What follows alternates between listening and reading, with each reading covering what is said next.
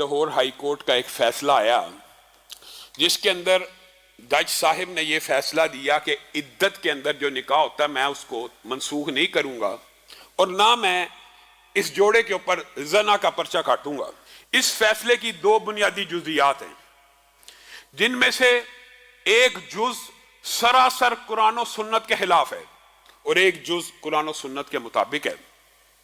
اس حوالے سے ہم ہائی کورٹ کے جسٹسوں سے، ہائی کورٹ کے ججوں سے، سپریم کورٹ کے ججوں سے ایک التماس بھی کرنا چاہتے ہیں کہ اسلامی شریعہ کا، اسلامک جورس پروڈنس کا اگر کوئی ایسا فقہی کلیہ، قاعدہ یا قانون آپ کے سامنے آ جائے جس میں کچھ ابہام ہو اور کوئی ایسا فیصلہ آپ کے سامنے آ جائے تو سب سے پہلے ہماری تجویز تو یہ ہے کہ عدلیہ کے لیے بھی ایک علماء کونسل تشکیل دے دی جائے جس سے وہ کنسلٹ کریں۔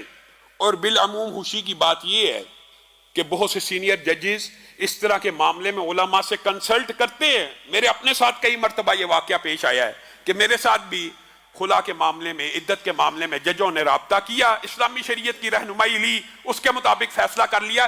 اس میں کسی جج کا مقام و مرتبہ کم نہیں ہوتا۔ LLB کے اندر اسلامک جورس پروڈنس موجود ہے، میں بھی قانون کا طالب علم ہوں، ایڈوکیٹ ہوں، پڑھا ہوا ہے، لیکن ہم خود پڑھ کے یہ بات سمجھتے ہیں کہ اس میں اتنی ڈیپ سٹڈی ہے ہی نہیں قانون شہادت کے بارے میں اور کچھ بنیادی معلومات کے بارے میں تو اس میں سیکنڈری ایویڈنس، واقعاتی شہادت وغیرہ کو تو بیان کیا جاتا ہے، لیکن اتنا ڈیپلی اسلامی فقہ کو اور قوانین کو نہیں بیان کیا جاتا۔ تو جب اسلامی فقہ کا کوئی کیس آپ کے سامنے آ جائے، آپ علماء سے اگر رہنمائی لے لیں گے تو آپ کی عزت میں کوئی کمی واقعہ نہیں ہوگی اور اس طرح کے جو بلنڈرز ہیں وہ نہیں مارے جائیں گے۔ ایک بات یاد رکھیے، عدت کے اندر ہونے والا نکاح جب بھی کسی حاکم کو، جب بھی کسی قاضی کو، جب بھی کسی سٹیٹ کے مالک کو، جب بھی کسی مقتدر کو، جب بھی قوت نافذہ کا اختیار رکھنے والے کے سامنے آئے گا عدت میں ہونے والا نکاح، تو اس نکاح کو فی الفور کیا کیا جائے گا؟ منسوخ کر دیا جائے گا، توڑ دیا جائے گا، میاں بیوی کی جدائی ڈال دی جائے گی۔ وجہ یہ ہے عدت کے بہت سی علتیں ہیں اور آپ کو کئی مرتبہ یہ بات بھی سمجھائی ہے، ضروری نہیں شریعت کے ہر حکم کی علت آپ پا جائیں۔ شریعت سمعنا و اطعنا کا نام ہے، سنا اطاعت کی، پاؤں سے اوپر کپڑا رکھنا ہے، اس سے تکبر نہیں ہوتا۔ یہ علت تو معلوم ہو گئی، لیکن رکھنا کیوں ہے؟ وجہ کیا ہے؟ اس میں حکمت کیا ہے؟ یہ ہمیں معلوم ہو یا نہ ہو ہم نے اطاعت کرنی ہے۔ مسا پاؤں کے اوپر کرنا، اس کی کیا حکمت ہے؟ معلوم ہو یا نہ ہو، پاؤں نیچے سے گندا ہوتا ہے، مسا اوپر کیوں کرنا ہے؟ اللہ کو معلوم ہے، رسول اللہ کو معلوم ہے، ہمارا کام اطاعت کرنا ہے۔ عدت کی ایک علت جو واضح ہے، یہ تو وہ تھی جو پوشیدہ، ان میں بھی اطاعت کا حکم ہے، اور عدت کے اندر تو ایک علت واضح ہے۔ کیا عدت کس لیے ہوتی ہے؟ اگلے نکاح سے پہلے ایک مدت دی جاتی ہے تاکہ پتہ چل جائے عورت حاملہ ہے یا نہیں ہے۔ یہ علت تو آپ سب کو پتہ ہے نا کیوں دی جاتی ہے؟ تاکہ حسب نسب محفوظ رہے۔ پرانے حامد کا بیٹا ہے، اگلے کے ساتھ عدت میں شادی ہو گئی ہے، حاملہ ہے، عدت کا موقع ہی نہیں ملا، پتہ ہی نہیں چل سکا کہ حمل ہے کہ نہیں۔ جب حمل ہو جائے گا تو پھر عدت کی مدت کیا ہو جاتی ہے؟ وضع حمل۔ اس لیے ہوتی ہے کہ حسب نسب محفوظ ہو جائیں، بچے کو اسی کے باپ کی طرف پکارا جائے۔ یہاں پہ عدت کے اندر نکاح کر دیا، بیوی بالفرض حاملہ ہے، کس کا بچہ ہے؟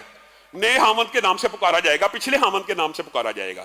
تو یہ فیصلہ عدالت نے 100% خلاف اسلام، خلاف شریعت دی ہے، اور ان کو اس فیصلوں کے اوپر نظر ثانی کرنی چاہیے، اور اس کے اندر کوئی بھی کسی بھی قسم کی قباحت کی بات نہیں ہے۔ اور جو قرآن پاک کا یا فقہ کا کئی مرتبہ دکھ ہوتا ہے نا، آپ کو پتا سورت بقرہ کا بھی جس نے ترجمہ پڑھا ہو اس کے سامنے سورت بقرہ کی آیت نمبر 235 آ جاتی ہے، وہاں پہ اللہ رب العزت نے عدت میں نکاح کے بارے میں تو ولا تعظیموا کا لفظ بولا کہ جب تک عدت پوری نہ ہو جائے نکاح کا ارادہ نہ کرو، لیکن اس سے پہلے جو احکامات ہیں آپ سب جانتے ہیں جنہوں نے ترجمے پڑھے ہوئے ہیں، وہاں پہ تو اللہ تعالیٰ یہ کہتا ہے دوران عدت واضح اور صریح الفاظ میں پیغام نکاح بھی نہیں بھیجنا،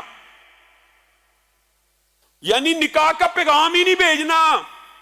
یہاں پہ نکاح کر لیا جاتا ہے، پیغام نکاح بھی قول معروف کے تحت بھیجنا ہے۔ اتنی اجازت ہے کہ قول معروف کے تحت یہ عورت کو اطلاع مل جائے کہ جب میری عدت پوری ہوگی، مجھ سے نکاح کرنے والے معاشرے میں لوگ موجود ہیں، یہ پیغام دینا درست ہے، لیکن اسپیسیفکلی عدت کے دوران یہ پیغام یعنی ایک عورت نکاح میں ہے اس کو پیغام نکاح نہیں دینا چاہیے، ایک عدت میں ہے تو اس کو واضح صریح الفاظ میں پیغام نکاح، عدت میں نہیں ہے تو اس کے اگر پیغام نکاح نہیں ہے تو نکاح ہو جائے گا۔ جب بھی حاکم کو، قاضی کو، جج کو، عدلیہ کو علم ہوگا کہ عدت میں نکاح ہوا، پہلا حکم کیا ہوگا؟ ان کے اندر علیحدگی کر دی جائے۔ ہاں جو دوسری بات انہوں نے کی ہے وہ اسلامی شریعت کے مطابق ہے کہ ایسے نکاح جن میں بے قاعدگیاں اور بے ضابطگیاں پائی جائیں، جن میں نکاحوں کی کوئی شرائط مفقود ہو جائیں، ان نکاحوں کے اوپر نکاح منعقد ہو جانے کے بعد کیا زنا کی حد لگتی ہے؟ نہیں لگتی۔ یہ بات انہوں نے اسلامی شریعت کے مطابق کی ہے اور یہ بات درست کی ہے۔ جو بات درست ہے ہم بھی اقرار کر رہے ہیں۔ اور اس طرح کے جو نکاح بے قاعدہ اور بے ضابطہ رسول اللہ کی اپنی زندگی میں ہوئے تھے، رسول اللہ نے کیا کیا تھا؟ ان کی علیحدگی کروا دی تھی، ان کو منسوخ اور تنسیخ کا حکم نازل کر دیا، لیکن زنا کی حد مقرر نہیں تھی کی۔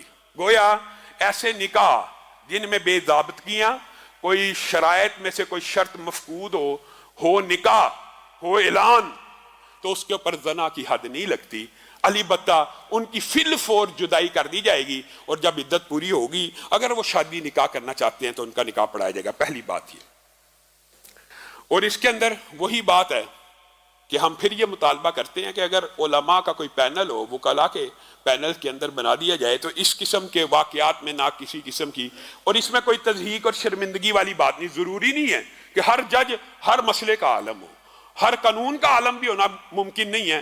تو اسلامی فقہ کے کچھ پیچیدہ مسائل ایسے ہو سکتے ہیں کہ جن کے بارے میں ان کو آگاہی نہ ہو، تو اس حوالے سے ان کو علماء سے رہنمائی لینی چاہیے۔